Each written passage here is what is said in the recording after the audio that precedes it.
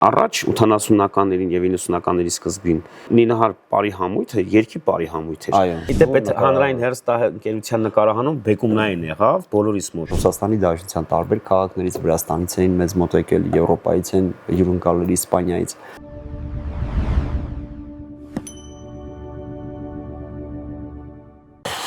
Արտյոմ, Նինահար ձեր Ռաֆայելյաններ անունը շատ առնչվում Նինահար մշակութային ընդհանրապես մշակութային կենտրոնի եւ գործունեության հետ, Նինահար անվան հետ։ Այդ Նինահար բառը որտեղից է գալիս։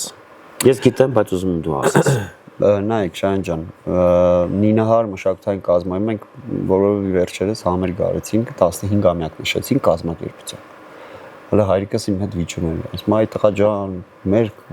Նինահար պարախումբը 44, ասում եմ հա հայրիկ ջան, 44 տարվա պարային ուղի ունեն մեր ընտանիքը, Ռաֆայելյաններ, Տերուտիկին, Ռաֆայելյանները, Ժասմենան եւ Մանվելը, բայց ինքը որպես կազմակերպություն արդեն օրինական 2011 թվականի սահմանության օրենքով մենք որպես կառույց կազմակերպություն արդեն ընդունել ենք։ Նինահար անվանումը դեռևս, ասեմ, 1920-ականների, երբ որ ռուս-թուրքական պատերազմից հետո այս տարածաշրջանում Գառնեյար գյուղակից, հա, եկան ու բնակեցվեցին այստեղ Խոյի նահանգի։ Ուրեմն այդ ժամանակահատվածը նաև ձևավորում էր ստեյ ժողովուրդների բնակեցումը, զարգացումը եւ այլն։ Այն ժամանակ մշակութային տները այսպես ճոխ սարքած չէին էլի, շատ անգամներ թեկուզ երթիկներում, տներում, ծխական համայնքներում երկի բարի ուրեմն sense խմբակներ էին ձևավորվում իրենց ապուպապերից եկած երկերն ու բարը պահպանելով եւ այդ 1925, 28, 30-ական թվականներից այդ Նինահար անունը դեռևս այդ արմատներից է ձևավորվել եւ պահպանվել է Նինահար երկի բարի համույթ որպես այդ մեր գյուղում էլի շատ մեծ տարեց մարդիկ կան ովքեր որ եղել են այդ խմբում ես փոքր էի փուջուր էի ու անգամ ես էլ այնպես է ու հայրիկս իրենց արմատներից չկտրվելու համար, հենց կոնկրետ մեր համայնքի, գյուղական համայնքի այդ անունը չկորցնելու համար, նորից վերածնեց այդ անունը կրող խորհուրդը իր գործունեությամբ, իր երգով, իր պարով, իր ամեն ինչով։ Իսկ Նինահար ինքը անունը Նինար, Նինարե, Նարե, անգամ ասում ենք որ Նարե աստվածություն ունենք հեթանոս որը որ բարության, երջանկության պայեր պարգևողներ, պարզության, մաքրության եւ այդ սիրունության հետ։ Խոսքը վանատուրի հետ կապ ունի նախկին աթարք։ Այո, իհարկե մեր գյուղը ունի դեռևս 12-13 անուն։ Ուրեմն մի հատ երգ կար, երբ որ ես հաճախում էի դեռ փոքր ժամանակ Նինահարի երգը, բանը Ռաֆայելյանի մոտ, պարոն Ռաֆայելյանի մոտ Նինահար խմբում, հա, 1980-ական, 80-ական, չէ, 1986-ին դու նկարահանվել ես։ 86-ին եմ նկարահանել, լավ չեմ հիշում։ 1986 թվականին։ Իդեպ այդ հանրային հեռուստաընկերության նկարահանում բեկումնային եղավ բոլորիս մոտ։ Շատ, որովհետև այդ ժամանակահատվածում Շահեն ջան։ Ինքը վավերագրական ֆիլմ էր, այո։ Ինքը երգի կլիպ չէր, տեսայերից չէր, ինքը լիամետրաժ վավերագրական ֆիլմ էր։ Հանրային հեռուստաընկերությունը բավական հսկա երգի։ Եվ 3 անգամ անընդմեջ իրար հետևից ինքը եթեր գնաց, լավ հիշում եմ, 1986 զարթոնքի տարիներն էին, զարթոնքի տարիներն էին, այդ մեր ավանդույթներին, մեր արմատներին ամբողջական ֆիլմ նկարահանվեց։ Ես դա ուզում եմ շեշտել, եւ դրա մասին քիչ է խոսվել, այսպես հատուկ, որ ինքը լիամետրաժ միայն խումբը չէր նկարահանվում, ամբողջ գյուղի տարածքներ նկարահանվում։ Այո, հասարակությունը, այդ ամբողջ մշակույթը, մեծերն էին այնտեղ, երեխեքը խաղում էին, մեր բան շատ հրաշալի բան էր։ Նախագիծ էր, շատ հրաշալի, Նինահար բարի համույթ է եղել եւ Գառնեյի գյուղից են եկել վանատուրցիները։ Այս հետազոտությունները արել է հայրդ։ Այո։ Հայրս նաեւ Շահեն ջան, դե չգիտեմ հանրությունը գիտի թե չէ, բայց հայրիկս նաեւ գրել է մեր գյուղի գիրքը Քարվանսարա Պանդոկն Կարավանոց եւ գյուղի գրքի բոլոր արխիվային թերթեր այդ արխիվային նյութերը որտեղից են։ Ցարական արխիվից ենք վերցրել մեր ազգային։ Իսկ հնարավոր է որ արխիվում խախտված լինեն դրանք։ Արխիվում սուտ լինի։ Չգիտեմ, այն ժամանակ դա համարվում էր որպես պետական փաստաթուղթ։ եւ պետական փաստաթուղթը այսօր մեր ազգային արխիվում պահպանվում է եւ այն ամենայն ուշադրությամբ։ Այսինքն մեր մասին միայն փաստերը այնտեղ է, վել ուրիշ փաստ չկա հակասող կամ չի եղել, չէ՞ հակասող փաստ որոշ բան, չէ, դա ցարական արխիվ, որը որ անցել է պետական կամուրջներով ու եկե հասել է մեզ ու մենք օգտվել ենք մեր սկզբնաղբյուրը, դա եղել է ցարական աղբյուրներից հիմնական մասնիկները եւ գյուղերի անվանումները Լուսահոգի Խանամիրյանը վարպետը մեր համար մեծամեծ վարպետներից է, ով իր հայկական պարարվեստների ներդրումը շատ է մեր երկրի համար, հայրիկի միշտ այ Մանվել ջան, դու որ ասեմ մի հատ բարձրագույն ինստիտուտ ես ավարտել, էդ էլ չես կիսատ ես թողել։ Այ ախպեր ջան, քեզ այսքան ասում է մշակույթ որտեղից քո մեջ տարեցներից միշտ բանը հավաքել է այդ ազգային ֆոլկը, երգերը, պարերը, որը որ նաև մի փոքր մշակում անցնելով վերագրել է արդեն համույթի մեջ շատ սիրուն է էլ ու այս գիտեմ առ այսօր այդ երկերը պահպանվում են մեր ցավոք ես հիշում եմ որ ինքը բարձր պրոֆեսիոնալներին էր ներգրավում կոմպոզիտորների միությունից մարդիկ էին գալիս Գյուղամ Գրիգորյանն է մեզ մոտ եկել Վիլեն Գալստյանն է շեմավոր ինչը որպես հրաչա ազգագրագետներ էին գալիս ես Խարատյանին էի հիշում ինք գալիս էին եւ մեր հետ աշխատում տարազների կարելու վրա մարդիկ էին որոնք խառնվում էին դե երեխա է այդպես կոնկրետ անուններ չեմ հիշում բայց գիտեի որ իրանք հետո հերոստատեսությամբ էին երևում այդ մարդիկ դե պատկերացրու 80 թիվ մեկ հերոստանգերություն ինքնագործունեությամբ չի զբաղվել ինքը կոնկրետ պրոֆեսիոնալ բանահավաքությամբ է զբաղվել եւ իր հետ նաեւ աշխատել են որոնք էկրանից դուրս են մնացել աշխատել են շատ պրոֆեսիոնալներ կարծեմ դու կարող ես այդպես մանրամասն չգիտես բայց ես հիշում եմ որ այդ մարդիկ գալիս էին Նինահար մշակութային կազմակերպության գործունեությունը եւ առանձնահատուկ Ռաֆայելյան Մանվելի գործունեությունը շատ բարձր եմ գնահատում, որովհետեւ ինքը մեր կյանքի մի մասն է կազմում։ Դա այդպես է, ուզենք թե չուզենք, որակային եւ գործունեության նպատակային այս մասը թողում եմ մասնագետներին, բայց ես ուզում եմ այն գաղտնիքները բացահայտեմ, որոնք մենք չգիտենք։ Հետո որոշեցին, որ դու պետք է անպայման ավելի պրոֆեսիոնալ մեկը, որը որ իրենց ընտանիքի անդամն է, ներգրավի իրենց գործունեության մեջ։ Քեզ ուղարկեցին մանկավարժական ինստիտուտի բարային բաժին։ Այո, գնաց։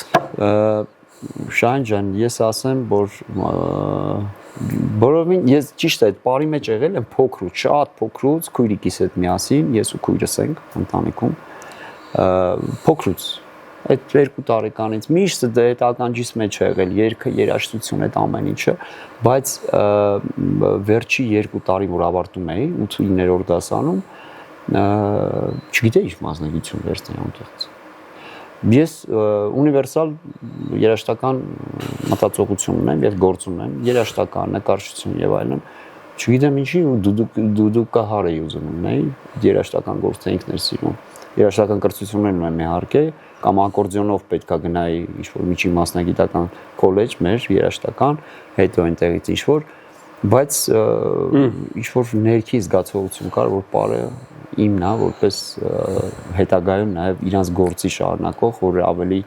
արհեստավարժ կարգավիճակ բարձրացնեմ եւ 2000 թվականներից երևի թե Հրազդանում առաջնային մարդկանցից մեկն եմ եղել, մի քանի հոգի ենք Հրազդանցի, 2 այդ տարիներում 3 որ պարարվեստի բաժինն ենք ընդունվել մասնագիտությամբ պարարվեստ ռեժիսոր ես որ ընդունվեցի շատ մեծ կոնկուրենցիա էր մրցույթերը ահա որ մեծ մրցույթեր պարարվեստի բաժին այդ ժամանակ 20 տեղեր բարի 120 հոգի դիմորդ կար եւ 100 հոգին պետքա դուրս մնային եւ պատկերացնում ես Հա պարապել եմ մի 2-3 ամիս շատ լավ մասնագետի մոտ եմ պարապել հոգիները թող լույս դառնա անկեղծ չեմ կարա մոռանալ երբեք ու ես գնացել եմ Հրազդանի ասենք 2000 թիվ ու տեսնում եմ դեռ պատկերացնում եմ պրոֆեսիոնալ բալետի տղեկն են եկել ճակատագիրս տեղից կերտվավ ու տվել ենք բազմաթիվ անկեղծ 40 եւ ավել պարուսույցներ են աշխատում այսօր եւ կան անկեղծ եմ ասում կան պարուսույց հետնորդներ ումով որ ես ուրախ 22-ամյա ես մանկավարժ պարարվեստի մարդ եմ ու իմ կյանքում շատ վարպետների կողք եմ մեծացել շատ վարպետների խորհուրդներով եմ մեծացել շատ ովքեր ումենցից ես շատ բան եմ վերցրել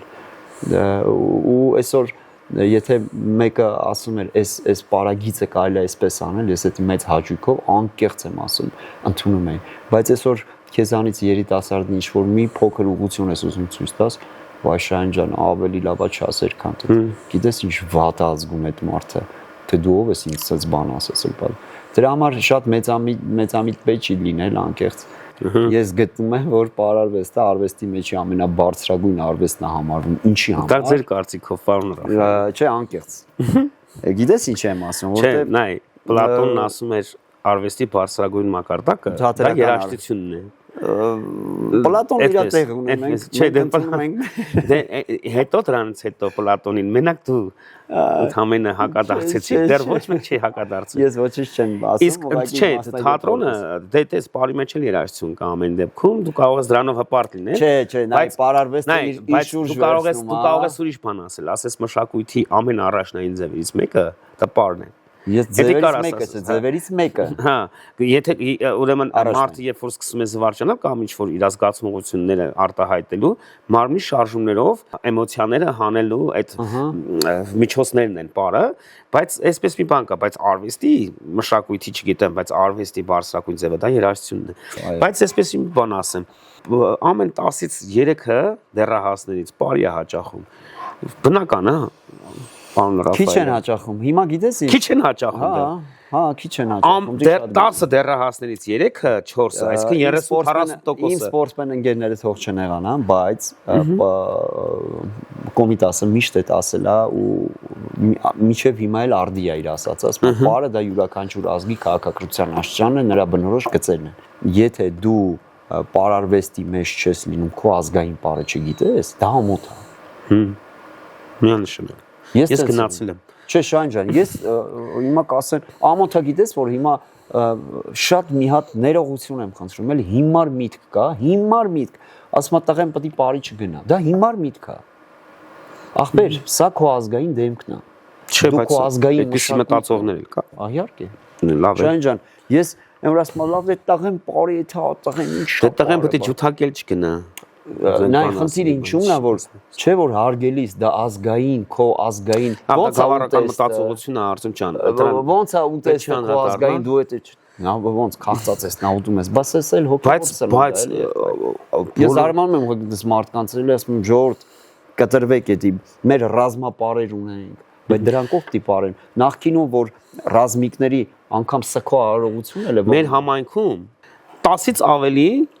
պարային խմբեր կան 10-ից չէ, կրթական դպրոցներ կան։ 25 պարային կոլեկտիվ կա գրեթե մեր քաղաքում։ Կոլեկտիվ բառը մի քիչ ճիշտ չի, բայց դպրոցներ, հա, դպրոցներ կան։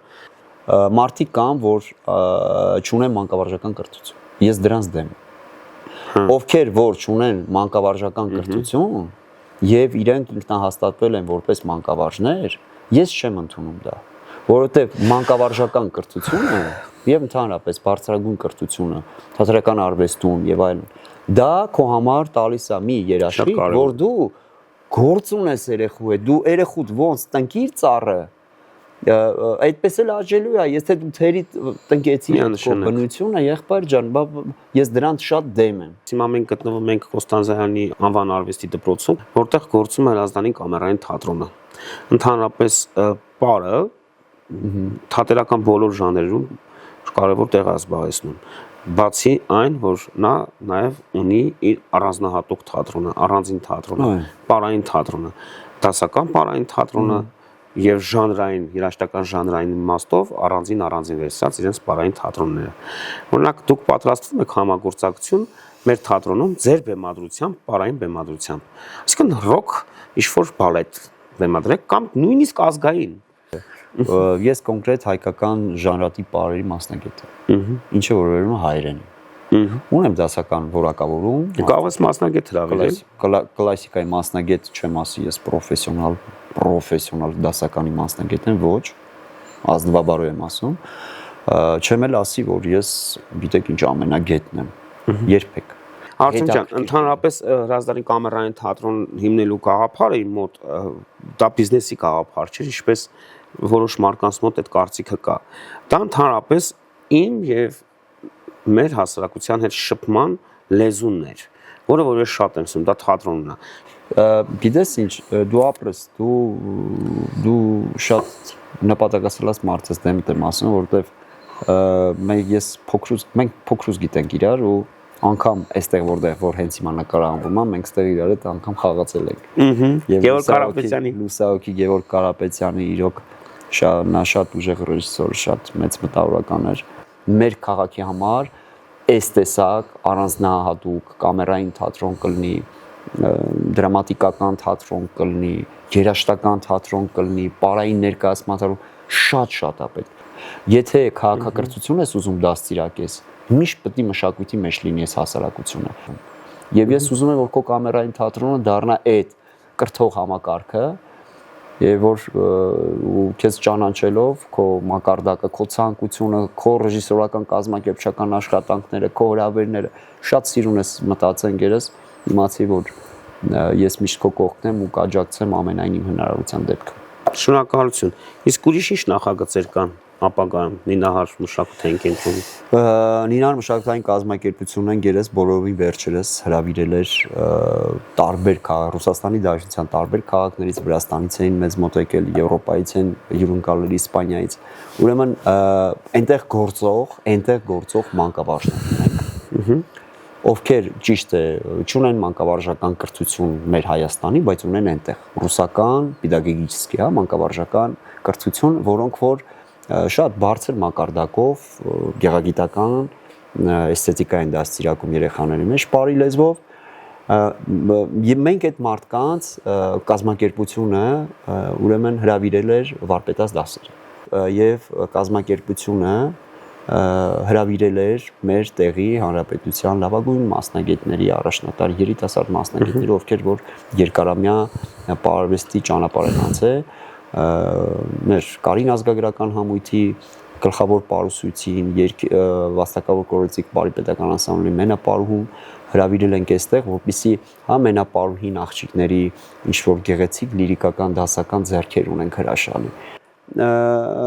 Մենք այդ մասնագետներին բերել ենք, որպեսզի այստեղ այդ երեխեքին այդ մանկավարժներին դասնան եւ հետաքրքիր նա էր, որ ես ցանկացել էի պարպետական մենապարուն խնդրել, որպեսզի կոնկրետ բեմադրական աշխատանքը Վանուշ Խանամիրյանի